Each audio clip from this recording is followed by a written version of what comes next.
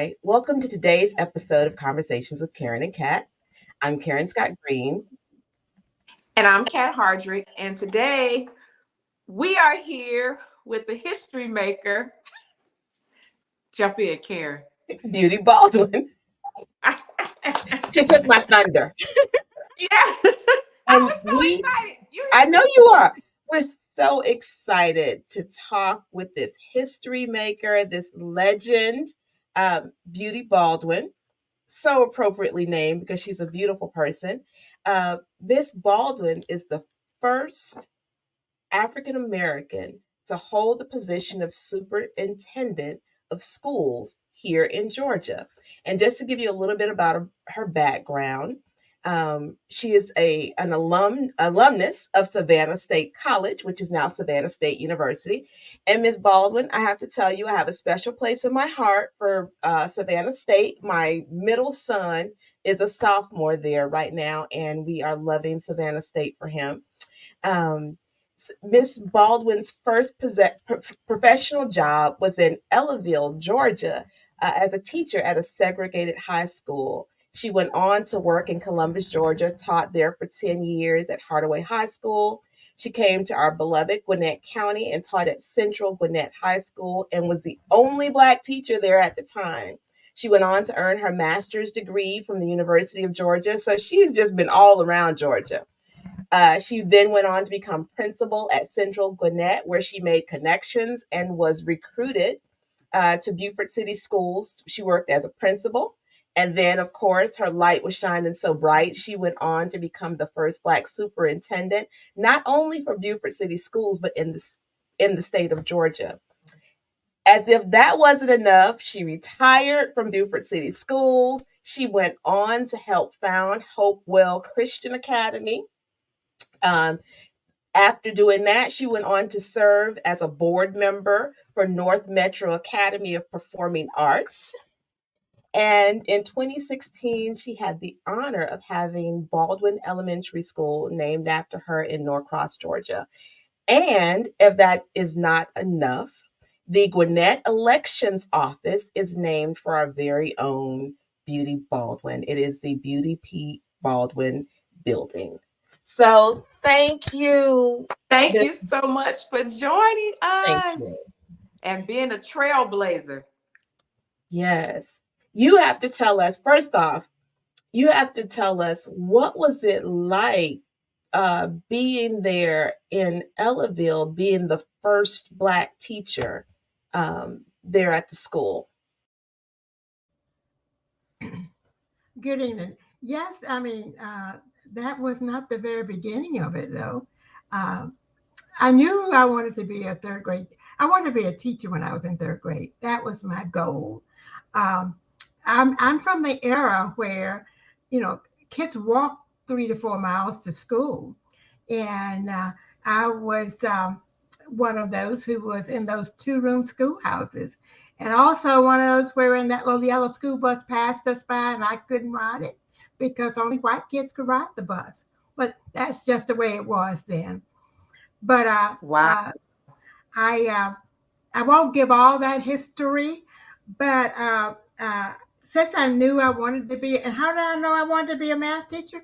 Well, we would get there early in the morning and help the teacher make a fire in the stove, and then we would. There were 2 rooms, so we had set up the tables in the room for her, and then when the classes started, I would do my math real fast, and I was real good at it, and then I would go around and help everybody else. And so by the time I was third grade, I knew that's what I wanted to do. And my parents were sharecroppers because which meant I knew we didn't have the money for me to ever go to school. But God takes care of all that, doesn't he? He takes care of all that. So by the time I got Yes, ma'am. By the time I got to high school and took all the courses we had, it really wasn't enough. But all we had in that little town of Sandersville, Georgia. My parents borrowed money from Pickett and Hatcher Educational Fund for me to go to school. Otherwise, I never would have gone. And the only thing I had to do was keep a B average, and I graduated in 4 years, and I did that. And that first job that I got was at Ellaville, at John Lewis High School. It was a Black high school in Ellaville, Georgia. And you know where Ellaville is, right there where President Carter lives. So that now I always like to say that because he was our president, and I was glad to say I taught right near him. But yes, that's how I got to Ellaville. Yes. So I married my sweetheart, my college sweetheart. My first year. Yes, as a matter of fact, we just celebrated our 60th wedding anniversary. Congratulations! and my husband is from Columbus, and when I got my job and I worked there half a year, we got engaged, and I got engaged really right before I finished college, and then we got married on the 26th of December, my first year of work. And so I was at Ellaville for a couple of years, and then went on to Columbus. And as you said in the intro, I taught at Marshall Junior High School, and then that principal who was there, they sent him to Spencer High School, which was another all-black high school. It wasn't integrated then. And he took me with him, and then I got pregnant. And then you couldn't work pregnant back in those days. I like to tell that because people don't realize that you had to tell the superintendent when you got pregnant, and then they wouldn't let you work while you were pregnant. So I got pregnant in April. So in September, I couldn't go back to work, but my daughter was born December 31st. So I went back. Yeah. Do you know what the concern was? Why they didn't want pregnant women to work in the classroom?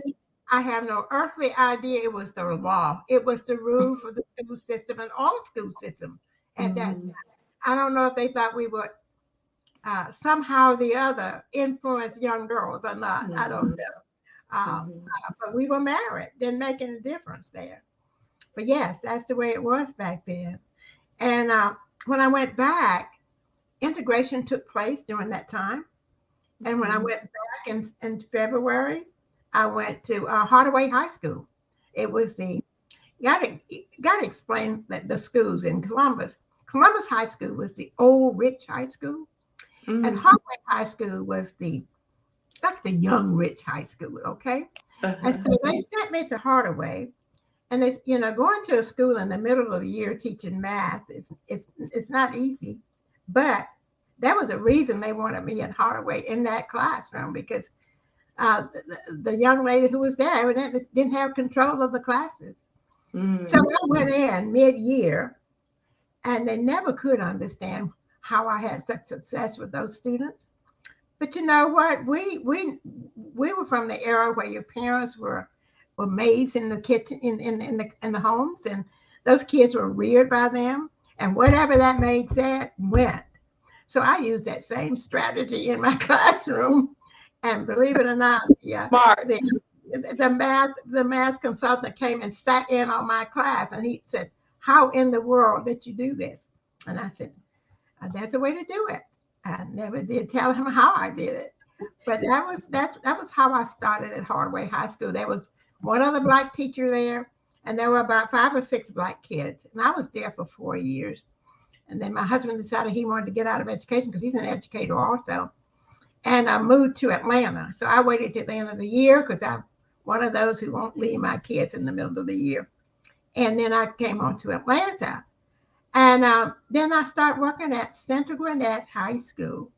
And by the way, during this time, we couldn't, that was in the mid 60s, we couldn't go to the University of Georgia on campus. It had some off-campus classes that we could attend. And I would attend those classes, getting my master's in mathematics. Then when I got to Central, I taught math. And I was the only black adult at that school, not just the black teacher. There were no custodians. There were no lunchroom workers. I was the only black adult there for 7 years. Wait. We weren't even there cleaning? We weren't even there cleaning. No. Wow. No, I had 7 great years there at Central Gwinnett. And so a couple of things happened to me while I was there. I'm one of those who believe that you help those who need the help. Because when I was in Ellaville, I remember the kids were older than me, and I would stay after school and help them and they would bring me stuff like collard greens and corn and that kind of stuff to repay me for the help. So, but when I got to Central, I taught math for 2 years, and then they had a program for kids who were potential dropouts. It was a vocational class. And so I asked the principal if I could do it. And he said, "Oh, if you sure you want to?" And I said, "Yes." So I was at the university, and I changed my major from mathematics, getting my master's in math, and got an add-on in voc ed so I could qualify for this class. And it was, let me tell you, when you work with kids, you know that's not going to graduate, but you know they need to be ready to go to work when they get out. That's what we did, and they were ready. We had a nationally renowned program there. So after I guess 2.5 years, our assistant principal, who was white, we had no black administrators in Gwinnett at the time. She went to central office in a central office position, and my principal asked me if I wanted to apply for that assistant principal job, and I did.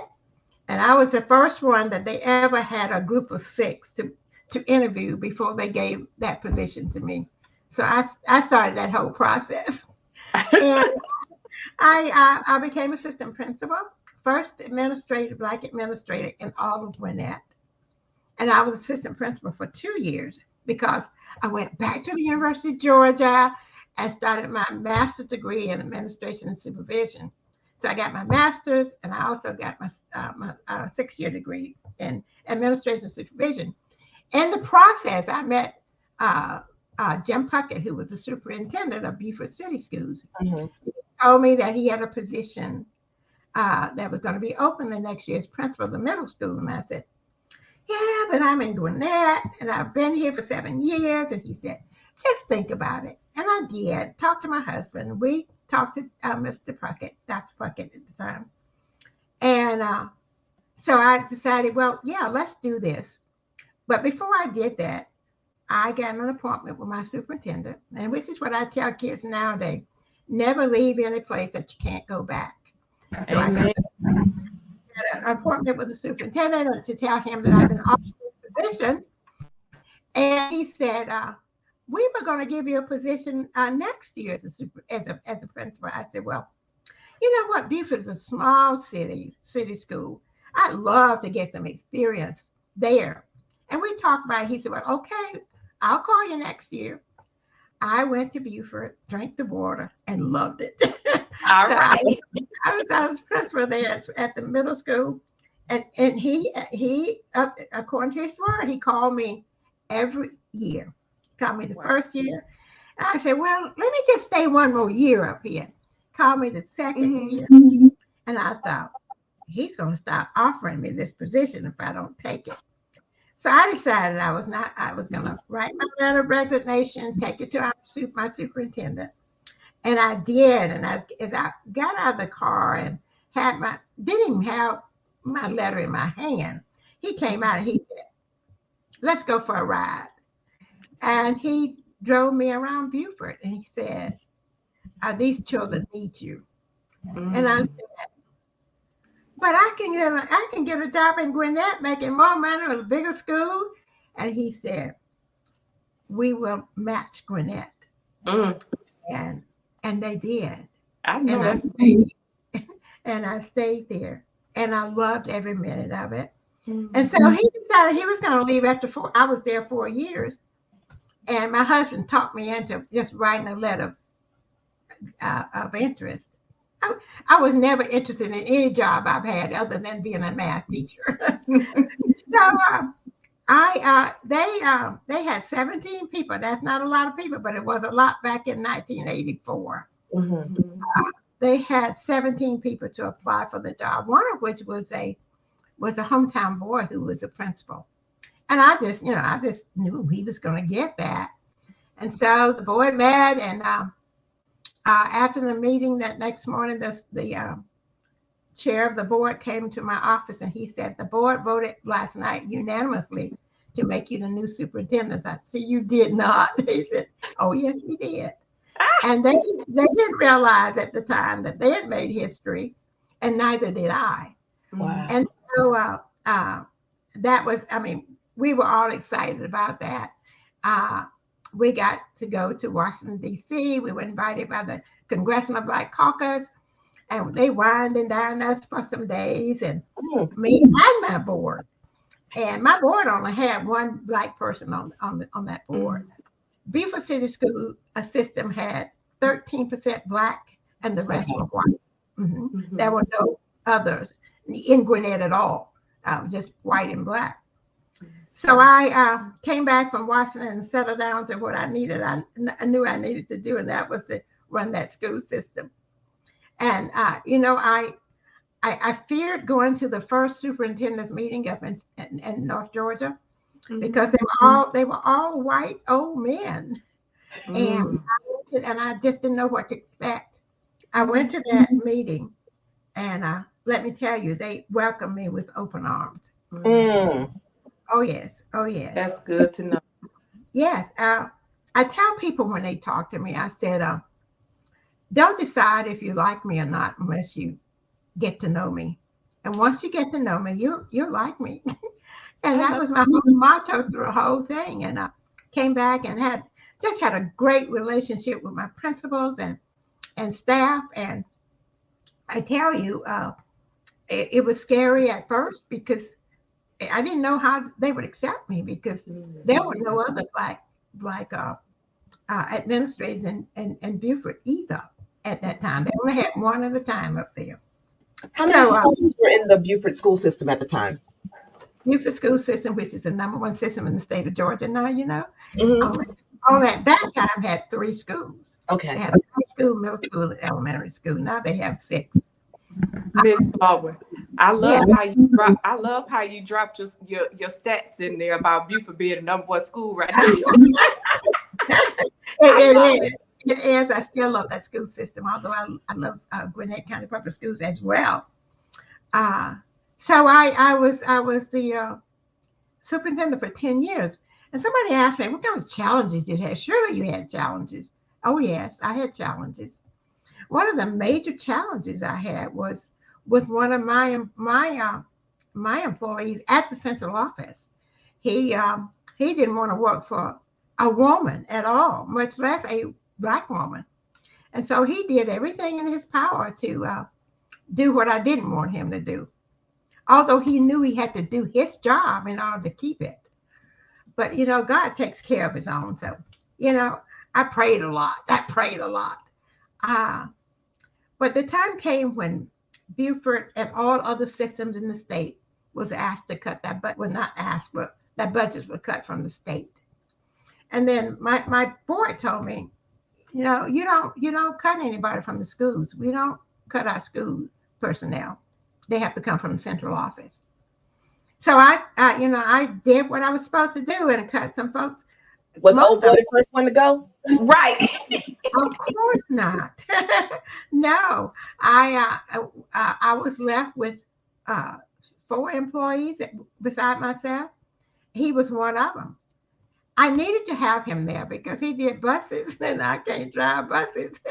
But he needed to be there.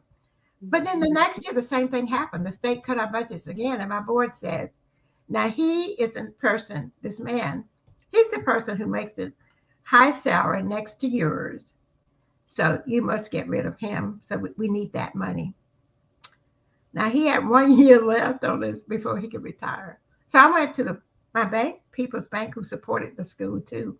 And I asked them if they would pay his salary until midterm adjustment, which is like now when the legislators are meeting. And they said yes.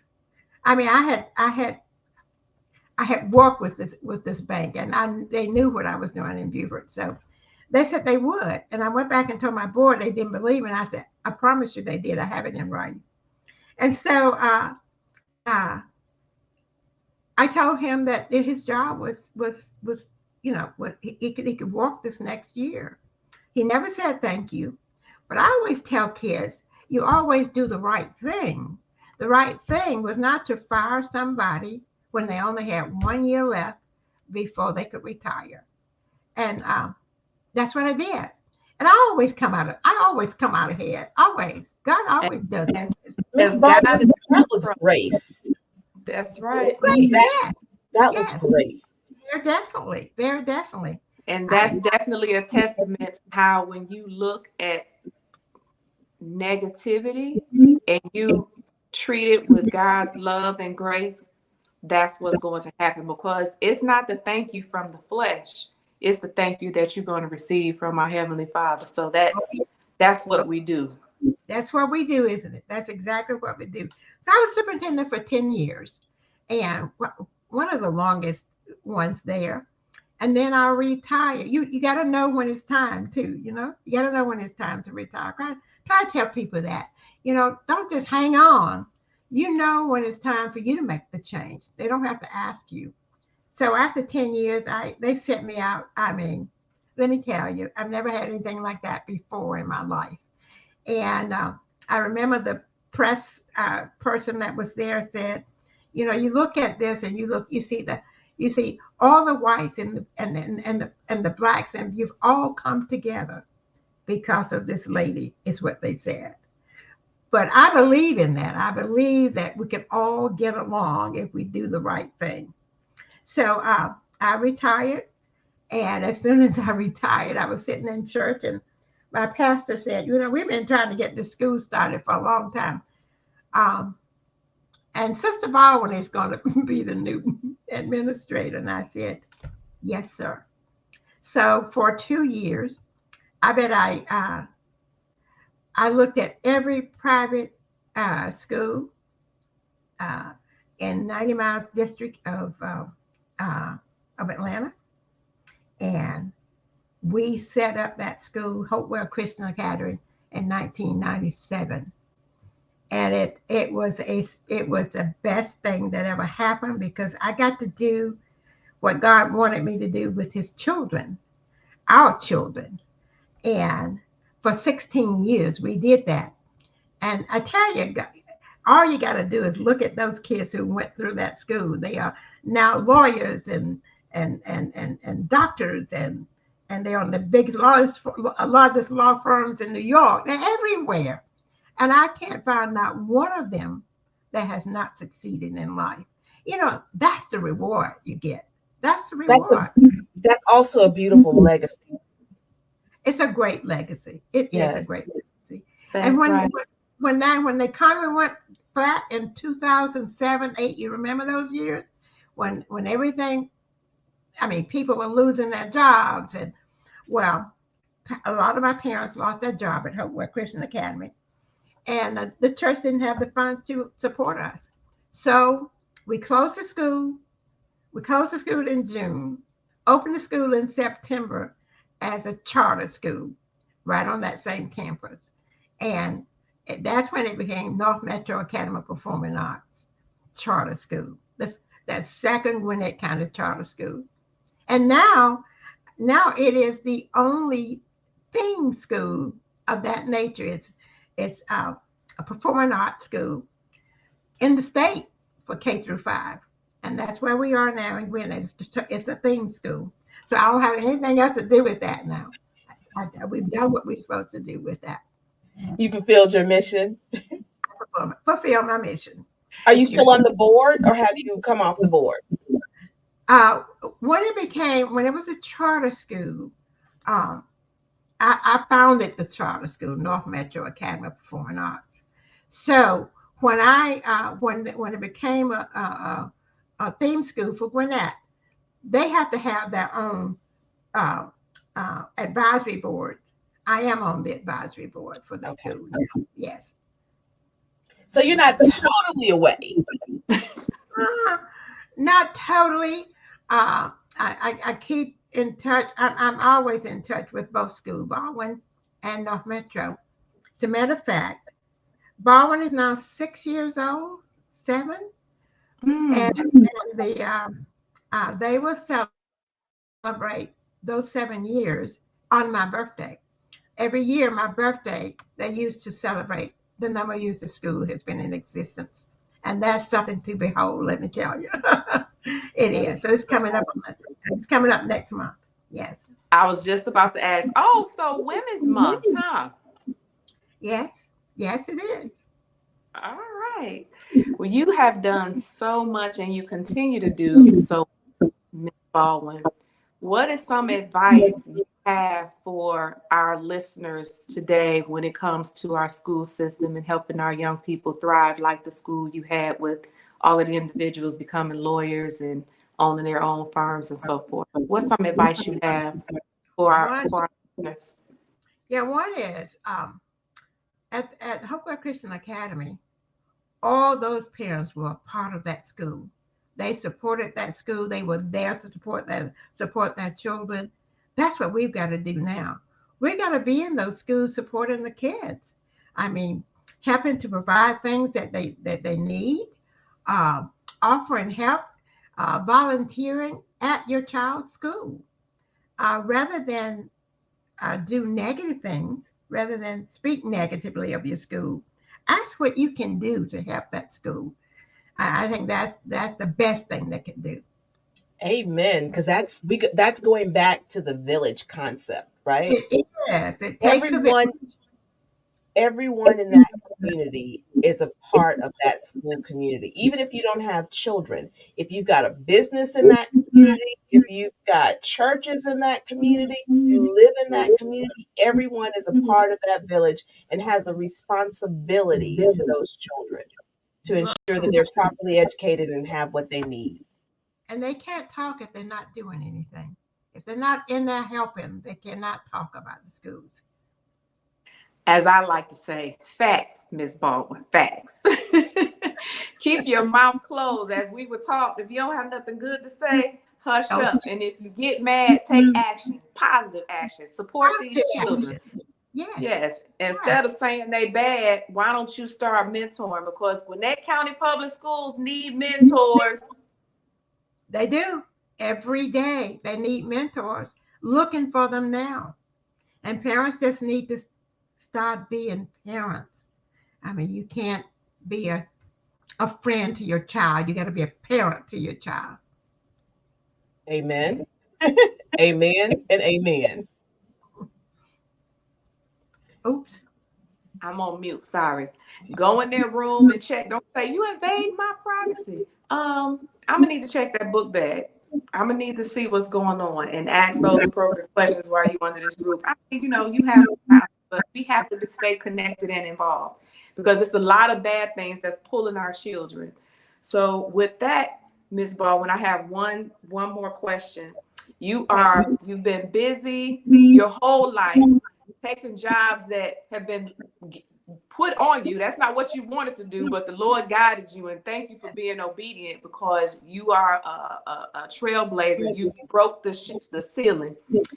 What is your mental wellness practice? How do you get to stay healthy and balance all the great things you've done and take care of your mental wellness? Because we want to break the stigma with mental health. And so we like to share with others so they can have ideas of how they can tackle their mental well-being. Okay, this is what I do. I get up every morning, 7 days a week, and I have my quiet time at 5 o'clock. At 6 o'clock on Monday, Wednesday, and Fridays, I go to Curves, which is ladies' gym. I go to Curves. And on the other 2 days, and sometimes 3 or 4 days, I walk with a friend of mine. I walk in Rabbit Hill Park. And when it's cold like it is now, we walk at the Mall of Georgia. So that's what I do for my wellness. That's I fabulous. love it. So I may run into you in Rabbit Park or the Mall of Georgia. That Mall of Georgia is 2 miles almost. It's 2 miles to walk the bottom and the top. Yes. That's nice. That's a good little jog. That's a good little hike. I know, but I love the outdoors. I love walking in Rabbit Hill Park. Okay. Gwinnett does have some of the most beautiful parks in the state. So we really do have nice parks in Gwinnett. Now those are facts. That is one of the things that has kept me in Gwinnett is that our park system is one of the best in the state. Definitely. Absolutely. And it's the best in the nation, they've gotten all these awards because they put the money where it helps people, all the people in those parks and recreation areas. Yes, I agree. Absolutely. Go ahead, Sid. No, I was I just was about to going say. to tell you, I was just going to tell you that my husband and I have one daughter, and that's Jerry. And we have two grandchildren. My granddaughter, who's the oldest, finished our alma mater, Savannah State University, 2 years ago.